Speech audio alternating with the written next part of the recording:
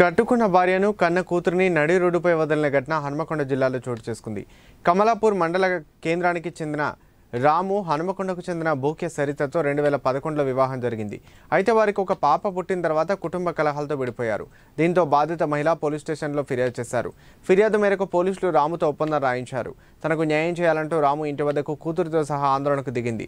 తనకు రాసిచ్చిన ఒప్పంద పత్రం ప్రకారం ఆస్తి ఇవ్వాలని డిమాండ్ చేస్తుంది.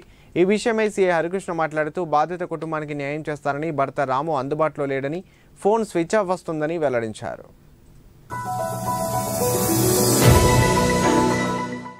వరంగల్ గారికి నమస్కరించి రాయినది ఆయా. మేము అనగా పులాంటి సరిత వైఫ్ ఆఫ్ రాము అను మేము మహిళా సహాయక కేంద్రం ద్వారా చూడండి అవసరం లేదు. ఇప్పుడు ఇంట్లో అన్నావు